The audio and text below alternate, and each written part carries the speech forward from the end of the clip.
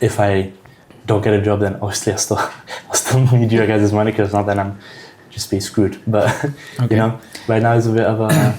And how do you see yourself after you finish your studies? You have, say you finish your 3 or 4 years, 3 years you have left. Yeah. By that time, you'll be all of 21, 22 years old.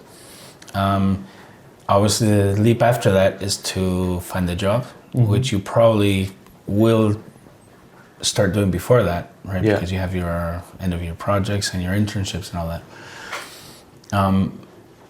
But would you say, okay, now I'm finished here, let me find a job so I can continue my independence? Or will you say, Dad, Mom, I finished my degree, I'm going back home until I find a job? It depends. So I've actually got this question quite a bit during this Christmas with the family coming over asking, oh, so where do you think you'll be in the future after university? What? Honestly, right now, I don't know what will happen. Obviously, after I finish my degree, it'll be 5 years, hopefully. It'll be 5 years after I started. So I'll be 22, 23, around there. And I guess I'll kind of see what I do from there. If I do a master's or if I go straight into work, I don't know. I don't know what I'll do. Probably ask around in the university, say, what do you guys think I should do? I can tell you what the academics are going to tell you.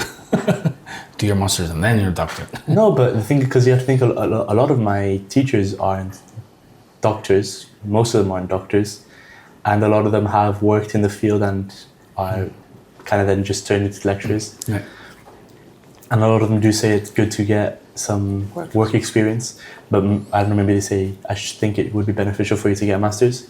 But let's say they say go to work, because I guess that's the main and more interesting answer than just do masters, because that just entails a few more years of university and it's basically the same life. I think I would either probably stay in Ireland and find a job there, or move to a different country and find a job there.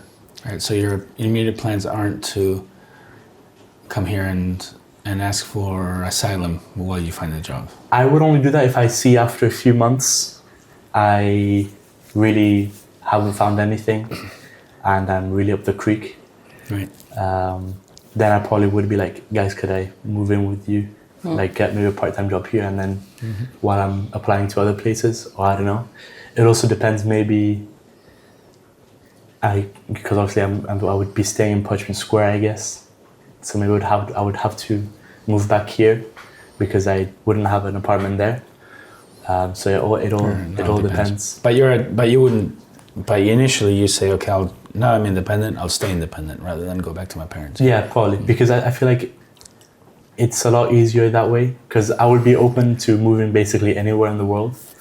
So I think it would be a lot easier to just take all my stuff that I have there and go wherever, instead of taking all my stuff here, staying here for a while, getting comfortable, and then having to leave again. You know, I feel like it's... Well, it's following a momentum, isn't it? Once you have the momentum of independence, it's easier to follow that rather than stop it, because after that, it's harder to continue. That's a little bit what happened to me after I got sick of being in England. I did ask my parents for asylum. Yeah. So that I could gather my bearings and try to find a job here in Spain. And it took me ages. It took me like a year and a half to be able to get back on my feet. And a lot of it was due to the fact that once I got here, it was just too easy to fall back into the routine of having your lunch made for you and then your clothes washed for you. And it is too easy to do that, even though I'd already been independent for like almost 4 years by then, or 5 years. Yeah, of course. And it is easy to fall back into that. That's why the gap year things are a little bit dangerous. You know. Cool. And if you're speaking to our audience, what advice would you give to people your age that are wondering whether they should take the independent leap or not? Well,